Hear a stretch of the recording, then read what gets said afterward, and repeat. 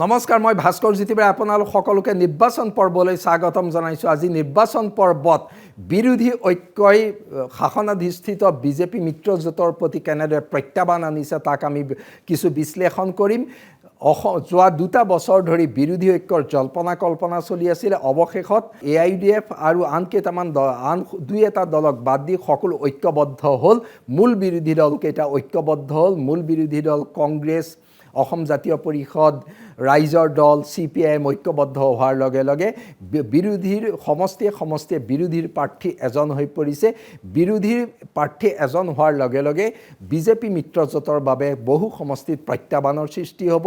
কেনেদৰে বিৰোধীৰ ভোট বিভাজন ৰোধ হ'ব আৰু বিশেষকৈ বিৰোধী ঐক্যৰ এজন প্ৰাৰ্থী হোৱাৰ লগে লগে এইবাৰৰ নিৰ্বাচনত বিভিন্ন সমষ্টিৰ নিৰ্বাচনী ছবি কেনেকুৱা হৈ পৰিব সেয়া তাৎপৰ্যপূৰ্ণ হৈছে। অৰ্থাৎ বিজেপি মিত্ৰজোঁটৰ বিৰুদ্ধে মূলতঃ বিৰোধী প্ৰাৰ্থী এজনেই হৈ পৰিব। তাৰ লগে লগে সমষ্টিসমূহৰ নিৰ্বাচনী প্ৰেক্ষাপটতো আহি পৰিছে কিছু সাল সলনি, কিছু পৰিৱৰ্তনৰ ইংগিত। বিজেপি বিৰোধী ভোট মূলতঃ একগোট হৈ থাকিব, এইটো কথা স্পষ্ট হৈ পৰিছে যে এতিয়া বিজেপি বিৰোধী ভোট তোৰ ব্যাপক বিভাজন নঘটে। কাৰণ বিশেষকৈ উজনি অসমৰ সমষ্টিসমূহতো যদি আমি উদাহৰণ হিচাপে চাওঁ যে বিজেপি প্ৰাৰ্থীগৰাকী আছে, বিৰোধীৰ পৰা কংগ্ৰেছৰ প্ৰাৰ্থী আছে, নহ'লে অসম জাতীয় পৰিষদৰ প্ৰাৰ্থী আছে, নহ'লে ৰাইজৰ দলৰ প্ৰাৰ্থী আছে। কোনোবা এটা সমষ্টিত হয়তো অসম গণ পৰিষদৰ প্ৰাৰ্থী আছে, মূল বিৰোধীৰ পৰা কংগ্ৰেছৰ প্ৰাৰ্থী আছে, নহ'লে ৰাইজৰ দল, অসম জাতীয় পৰিষদৰ প্ৰাৰ্থী আছে। কাৰ্বি আংলঙত আছে, কাৰ্বি আংলঙৰ স্বায়ত্তশাসিত অঞ্চলটোৰ আঞ্চলিক দলটোৰ 2টা সমষ্টিত প্ৰাৰ্থী। অৰ্থাৎ বিৰোধীৰ ভোট বিভাজনৰ হিচাপ নিকাচ এতিয়া বহু নাইকিয়া হৈছে। হয়, তাৰ পাছতো বিৰোধীৰ ভোট বিভাজনৰ কিছু দিশ আছে, সেই কথা আমি উল্লেখ কৰিম। কিন্তু সমষ্টিসমূহত বিজেপি মিত্ৰজোঁটৰ বিৰুদ্ধে বিৰোধীৰ এজন প্ৰাৰ্থী হৈ যোৱাৰ লগে লগে ছবিখন বিজেপিৰ বাবে বহু সমষ্টিত উদ্বেগজনকো হৈ পৰাৰ নিশ্চিত সম্ভাৱনা আছে। বিৰোধীৰ প্ৰাৰ্থী এজন হোৱাত বিৰোধীৰ শক্তি বাঢ়িলে। যে বিৰোধী প্ৰাৰ্থী যেতিয়া এজন হৈ গ'ল, ধৰা হ'ল কংগ্ৰেছৰ প্ৰাৰ্থী দিলেহেঁতেন, ৰাইজৰ দলেও দিলেহেঁতেন, অসম জাতীয় পৰিষদেও দিলেহেঁতেন, তাতকৈ যেতিয়া এজন প্ৰাৰ্থী হ'ল শক্তি বাঢ়িল। তেওঁলোকৰ দলকেইটাৰ প্ৰাৰ্থীগৰাকীৰ মাজত শক্তি বাঢ়িলে, তেওঁলোকৰ সাংগঠনিক শক্তি বাঢ়িলে, দলীয় শক্তি বাঢ়িলে, নিৰ্বাচনী প্ৰচাৰ ব্যৱস্থাটোৰ তেওঁলোকৰ শক্তি বৃদ্ধি হ'ল। কেৱল এইটোৱে নহয়, ইয়াৰ জৰিয়তে যিহেতু বিৰোধী প্ৰাৰ্থীগৰাকী শক্তিশালী বুলি ধাৰণা হোৱাৰ লগে লগে ভোটাৰৰ মাজত প্ৰভাৱ পৰিব। কাৰণ ভোটাৰৰ এটা ধাৰা আমি দেখিবলৈ পাওঁ যে সদায় সম্ভাৱনা থকা শক্তিশালী প্ৰাৰ্থীক ভোট দিয়াৰ প্ৰৱণতা বহু সংখ্যক ভোটাৰৰ আছে। বিজেপিয়ে যিহেতু জয়ৰ সম্ভাৱনাক অতি প্ৰকট ৰূপত ভোটাৰৰ সন্মুখত প্ৰক্ষেপ কৰে, সেইকাৰণে তেওঁলোকে বহু সমষ্টিত বেয়া চলি থাকিলেও পিছলৈ তেওঁলোকে ভাল কৰি আনিব পৰা পৰিৱেশ এটা সৃষ্টি কৰে। সেই দিশটো এইবাৰ বিৰোধীৰ কাৰণে সুচল হ'ব। এইকাৰণে বিৰোধী ঐক্য হোৱাৰ লগে লগে এজন প্ৰাৰ্থী যেতিয়া হৈ গ'ল, তেওঁ শক্তিশালী প্ৰাৰ্থী হিচাপে সমষ্টিটোৰ ভোটাৰৰ মাজত তেওঁলোকে এক বাতাবৰণ সৃষ্টি কৰিব লাগিব, যিটো নিৰ্বাচনত প্ৰয়োজন, যিটো বিজেপিয়ে কৰে। অৰ্থাৎ তেওঁলোকৰ প্ৰাৰ্থীজন বিজেপিক পৰাস্ত কৰি বা অসম গণ পৰিষদক পৰাস্ত কৰি নিশ্চিত জয়ৰ হ'ব বুলি এক ধাৰণা সৃষ্টি কৰি দিব লাগিব। সেই ধাৰণাৰ ফলত তেওঁলোকে এতিয়ালৈকে তেওঁলোকৰ সপক্ষে যিমান ভোট আছে তাতকৈ অধিক ভোট তেওঁলোকৰ সংযোজন হ'ব। সেইটো এটা ইলেকশ্যন ইঞ্জিনিয়াৰিঙৰ অতি এটা গুৰুত্বপূৰ্ণ দিশ। বিজেপি অগপৰ বাবে প্ৰত্যাহ্বান হ'ব বিৰোধী। এতিয়া আমি এই দিশটো মূল কথা। বিৰোধীৰ যেতিয়া এজন প্ৰাৰ্থী আছে, বহু সমষ্টিত বিজেপি আৰু অগপৰ বাবে প্ৰত্যাহ্বান হ'ব। বিজেপি যদিও আত্মবিশ্বাসী হৈ আছে, বিজেপিয়ে তৃতীয়বাৰ ক্ষমতা দখল কৰিব পাৰিব বুলি সম্পূৰ্ণ আত্মবিশ্বাসী হৈ আছে, কিন্তু এনেকৈ সমষ্টি আছে য'ত বিৰোধীৰ ভোট বিভাজন নহ'লে বিজেপি প্ৰাৰ্থীগৰাকী চিন্তাত পৰিবলগীয়া পৰ্যায় আছে।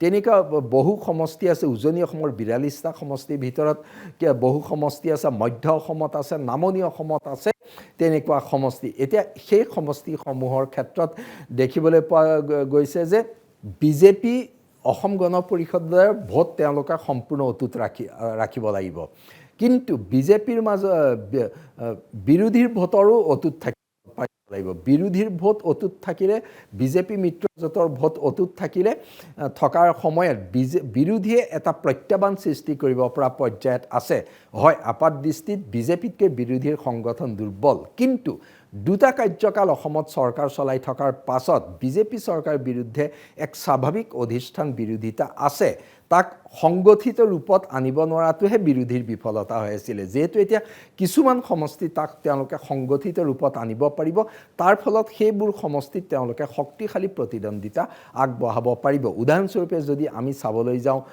যোৰহাট জিলাৰ টিয়ক সমষ্টিৰ কথা ক'ব পাৰি যোৰহাট জিলাৰ তিতাবৰ সমষ্টিৰ কথা ক'ব পাৰি শিৱসাগৰ সমষ্টিৰ কথা ক'ব পাৰি সেই একেদৰে চিচিবৰ গাঁও সমষ্টিৰ কথা ক'ব পাৰি খোৱাং সমষ্টিৰ কথা ক'ব পাৰি মধ্য অসমতো তেনেকুৱা সমষ্টি আছে বহমপুৰ সমষ্টিৰ কথা ক'ব পাৰি নামনি অসমৰ বজালী সমষ্টিৰ কথা ক'ব পাৰি এইকেইটা আপাত দৃষ্টিত দেখি থকা যদি আমি কোৱাৰ দৰে নিৰ্বাচনী প্ৰচাৰ ব্যৱস্থাটো এনেদৰে আগবঢ়াই নিব পাৰে তেতিয়াহ'লে আৰু বহু সমষ্টিতে কিন্তু শক্তিশালী প্ৰতিদ্বন্দ্বিতা আগবঢ়াবলৈ সক্ষম হ'ব অৰ্থাৎ বিজেপি আৰু অসম গণ পৰিষদৰ বাবে বহু সমষ্টিত বিৰোধী প্ৰাৰ্থীগৰাকী প্ৰত্যাহ্বান হিচাপে থিয় হোৱাৰ সম্ভাৱনা আছে বিৰোধীয়ে সমগ্ৰ নিৰ্বাচন অভিযানটো কেনেদৰে আগবঢ়াই নিয়ে তাৰ ওপৰত নিৰ্ভৰ কৰিব কাৰণ এটা কথা আমি উল্লেখ কৰিব লাগিব যে সাম্প্ৰতিক ভাৰতবৰ্ষৰ নিৰ্বাচনত দেখা গৈছে যে সকলো ৰাজ্য লোকসভা নিৰ্বাচন আৰু সকলো ৰাজ্যত আজিৰ দিন নিৰ্বাচনৰ আগত যি পৰিৱেশ থাকে নিৰ্বাচন আৰম্ভ হোৱাৰ সময়ত সেইটো নাথাকে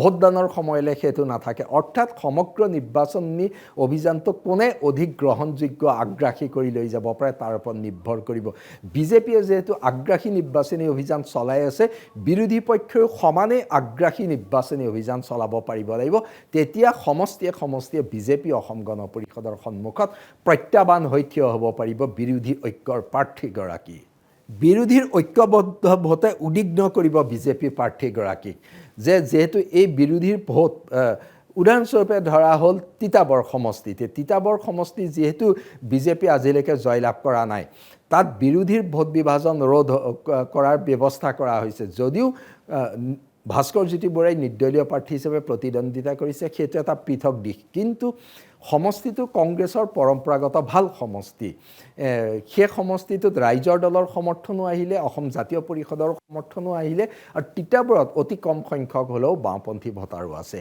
সেই ভোটৰ যেতিয়া হৰণ ভগন নহ'ব বিজেপিৰ বাবে সমষ্টিটো প্ৰত্যাহ্বান হৈ পৰিব সেই একে অৱস্থা টিয়কতো হ'ব খোৱাঙতো হ'ব আন বহু সমষ্টিত হ'ব অৰ্থাৎ বিৰোধীৰ ঐক্যবদ্ধ ভোটে বিজেপি প্ৰাৰ্থীগৰাকীক উদ্বিগ্ন কৰি থাকিব পাৰিব নিৰ্বাচনী ৰাজনীতিত বিপৰীত পক্ষক উদ্বিগ্ন কৰি ৰাখিব পৰাটো নিৰ্বাচনৰ এটা অতি ডাঙৰ মানসিক কৌশল বুলি ক'ব পৰা যায় যেতিয়াই উদ্বিগ্ন অৱস্থাত তেওঁলোকলৈ আনিব পৰা যায় তেতিয়াই আনটো পক্ষই অতি আগ্ৰাসী ৰূপত চলাই যাব পাৰে অৰ্থাৎ সমষ্টিৰ হিচাপ নিকাচত তেওঁলোকক উদ্বিগ্ন কৰিব পাৰিব অৱশ্যে বিজেপিয়ে দাবী কৰি আছে যে সকলো বিৰোধী ঐক্যবদ্ধ হ'লেও তেওঁলোকৰ ভোটৰ অংকতকৈ তেওঁলোক আগ নাবাঢ়ে সেয়া বিজেপিয়ে কৰা দাবী তাৰ বহু বাস্তৱসন্মত দিশ আছে সেয়াও আমি পৰৱৰ্তী পৰ্যায়ত দেখুৱাম কিন্তু বিৰোধীৰ ভোট বিভাজন নহ'লে বিৰোধীৰ ভোটৰ অংক আৰু বিজেপিৰ ভোটৰ অংক বহু সমষ্টিত প্ৰায় ওচৰাওচৰি হৈ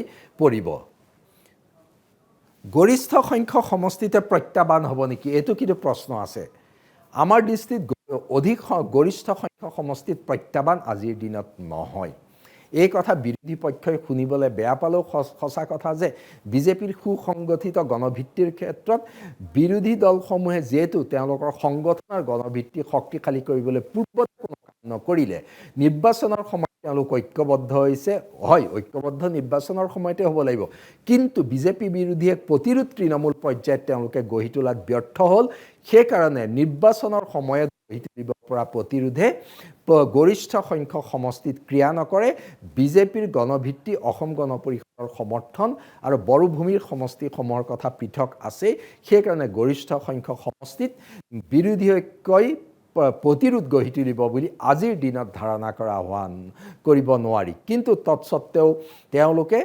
সমষ্টিসমূহত প্ৰতিদ্বন্দ্বিতাৰ ক্ষেত্ৰত বহুদূৰ অকলে প্ৰতিদ্বন্দ্বিতা কৰাতকৈ আগবাঢ়ি যাব কিন্তু গৰিষ্ঠ সংখ্যক সমষ্টি তেওঁলোকে প্ৰতিৰোধ সৃষ্টি কৰাত ব্যৰ্থ হোৱাটো প্ৰায় নিশ্চিত যেন আজিৰ দিনত দেখা গৈছে বহু সমষ্টিত বিৰোধী ঐক্যবদ্ধ হ'লেও দুৰ্বল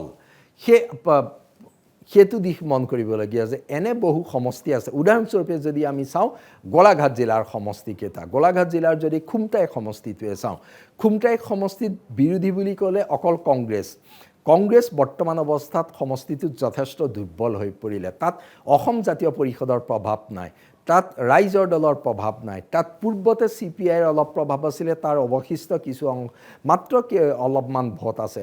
তেনেকুৱা এটা সমষ্টিত বিৰোধীয়ে কেনেদৰে ঐক্যবদ্ধ হৈ নতুন শক্তি পাব নেকি?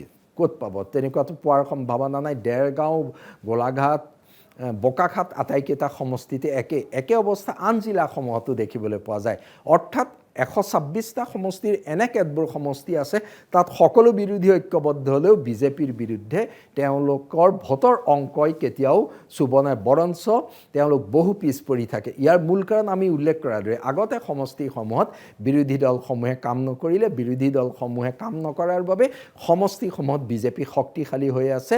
বিজেপিৰ বিৰুদ্ধে অধিষ্ঠান বিৰোধিতাৰ বতাহ আহোঁ আহোঁ কৰোঁতেও সেই বতাহক সমষ্টিবাসীৰ মাজলৈ ভালদৰে বোৱাই নিব নোৱাৰাটো বিৰোধী নেতৃত্বৰ দুৰ্বলতা, যি কাৰণত বহু সমষ্টিত বিৰোধী ঐক্যবদ্ধ হ'লেও দুৰ্বল হৈ থাকিব। সমষ্টিয়ে নিৰ্বাচনী প্ৰেক্ষাপট পৃথক। যিহেতু বিৰোধী ঐক্যবদ্ধ হ'লেও সমষ্টিসমূহৰ নিৰ্বাচনী প্ৰেক্ষাপট পৃথক, ঐক্যবদ্ধ বিৰোধীয়ে নিৰ্বাচন সমষ্টিসমূহত বেলেগ বেলেগ কৌশল ল'ব লাগিব। সেই বেলেগ বেলেগ কৌশলৰ ক্ষেত্ৰত নিশ্চিতকৈ বিৰোধী ঐক্যই সুচিন্তিতভাৱে কেতবোৰ পদক্ষেপ লৈছে, তাক কোনেও অস্বীকাৰ কৰিব নোৱাৰি। কংগ্ৰেছে বিশেষকৈ সম্পূৰ্ণ পেছাদাৰীভাৱে এই কামবোৰ কৰি গৈছে। তাত ৰাইজৰ দল, অসম জাতীয় পৰিষদৰ সহযোগ হৈ পৰিছে গুৰুত্বপূৰ্ণ। কিন্তু পৃথক নিৰ্বাচনী প্ৰেক্ষাপটত কাৰণে বিজেপি যিদৰে প্ৰতিটো সমষ্টিতে সুকীয়া নিৰ্বাচনী ৰণকৌশল লৈছে, আনকি প্ৰতিটো বুথ পৰ্যায়লৈকে যিদৰে ৰণকৌশল লৈছে, বিৰোধীয়েও সমষ্টি, অঞ্চল, বুথ, পঞ্চায়ত পৰ্যায়ত সেই কৌশল ল'ব পাৰিব লাগিব। অৰ্থাৎ পৃথক পৃথক নিৰ্বাচনী সমীকৰণৰ সমষ্টিসমূহক বিৰোধী ঐক্যই কেনেদৰে অৱতীৰ্ণ হয়, কি কৌশল অৱলম্বন কৰে, সেয়া অতি গুৰুত্বপূৰ্ণ হ'ব। অৰ্থাৎ সমষ্টিৰ প্ৰেক্ষাপট বেলেগ, সমষ্টিৰ ভিতৰত আঞ্চলিক ৰাজনীতি আছে, তাৰ ভিতৰত স্থানীয় ৰাজনীতি আছে। বিজেপিয়ে মাইক্ৰ' মেনেজমেণ্টটো যেনেদৰে কৰিছে, বিৰোধীয়েও তেনেদৰে মাইক্ৰ' মেনেজমেণ্ট কৰিব পাৰিব লাগিব। সেইটো আন এটা বিৰোধী ঐক্যৰ বাবে গুৰুত্বপূৰ্ণ দিশ হিচাপে দেখিবলৈ পোৱা গৈছে। আৰু বিৰোধী ঐক্য পানী নসৰকা হ'ব লাগিব। বিৰোধী ঐক্যৰ মাজত বিভাজন থাকিব নালাগিব। আমি এনেকুৱা বহু সমষ্টি জানো য'ত কংগ্ৰেছে সমষ্টিটো এৰি দিয়াৰ কাৰণে কংগ্ৰেছৰ বহু সংখ্যক লোক অসন্তুষ্ট হৈ আছে।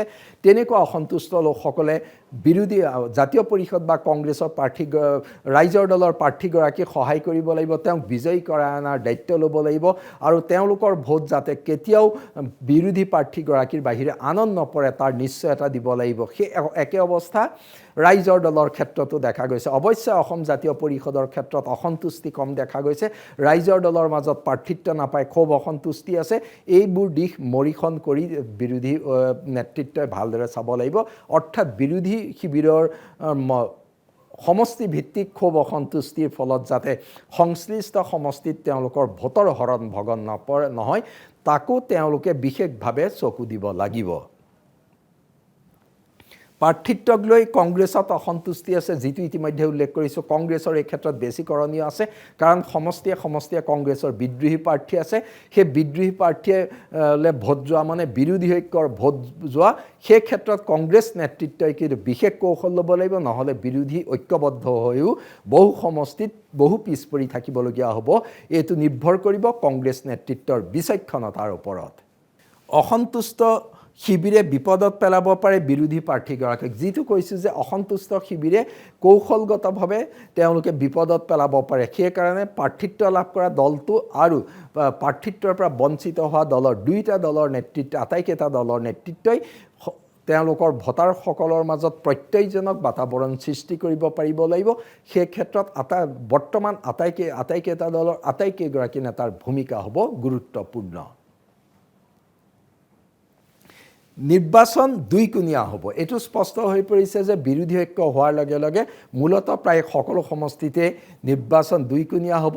এই দুইকুণীয়া নিৰ্বাচন হোৱা গৰিষ্ঠ সংখ্যক সমষ্টিত, কাৰণ বিজেপি মিত্ৰজোঁট বনাম বিৰোধী ঐক্যৰ নিৰ্বাচন হ'ব যদিও আন প্ৰাৰ্থী থাকিব মূলত দুইকুণীয়া নিৰ্বাচন হৈ গ'ল এই দুইকুণীয়া নিৰ্বাচনত লগে লগে নিৰ্বাচনী ধাৰাটো স্পষ্ট হৈ গ'ল অৰ্থাৎ বিৰোধী ঐক্যই এটা ধাৰাৰ প্ৰতিদ্বন্দ্বিতা কৰিব বিজেপি মিত্ৰজোঁটে আনটো ধাৰা দুইকুণীয়া প্ৰতিদ্বন্দ্বিতা হোৱাৰ লগে লগে আহিবলগীয়া সময়বোৰত বহু সমষ্টিত নিৰ্বাচনী ছবি অধিক স্পষ্ট হৈ আহিব আন বহু সমষ্টিত তিনিকুণীয়া প্ৰতিদ্বন্দ্বিতা হ'ব উদাহৰণস্বৰূপে ধৰ্মীয় সংখ্যালঘু সমষ্টিসমূহৰ সেই দিশটো আছে তাৰ বাহিৰে আন কেতবোৰ সমষ্টিও আছে তিনিকুণীয়া প্ৰতিদ্বন্দ্বিতা কিন্তু তিনিকুণীয়া প্ৰতিদ্বন্দ্বিতাতকৈ এইবাৰ দুইকুণীয়া প্ৰতিদ্বন্দ্বিতাৰ সমষ্টি হ'ব অধিক কাৰণ বড়োভূমিত তিনিকুণীয়া প্ৰতিদ্বন্দ্বিতাৰ কথাটো আছে বিজেপি BPF য'ত UPPL আৰু বিৰোধী ঐক্য কংগ্ৰেছ আৰু মিত্ৰ দলৰ প্ৰাৰ্থী আছে তাৰ অৱশ্যে বড়োভূমিটো তিনিকুণীয়া প্ৰতিদ্বন্দ্বিতা বুলি ক'লে মূলত বড়োভূমিত BPF আৰু বিজেপি মিত্ৰজোঁট বনাম UPPLৰ যুঁজ হ'ব অৰ্থাৎ বড়োভূমিটো তিনিকুণীয়া তীব্ৰ প্ৰতিদ্বন্দ্বিতা হোৱাৰ সম্ভাৱনা একেবাৰে ক্ষীণ দেখিবলৈ পোৱা গৈছে বিৰোধী ঐক্য হোৱাৰ লগে লগে আজিৰ দিনত তেওঁলোকে বিৰোধী হিচাপে এইদৰে নিৰ্বাচনত প্ৰত্যাহ্বান সৃষ্টি কৰিব কিন্তু বিৰোধী ঐক্যবদ্ধ হোৱাৰ লগে লগে বিৰোধী ঐক্যবদ্ধ নোহোৱাৰ আগত যি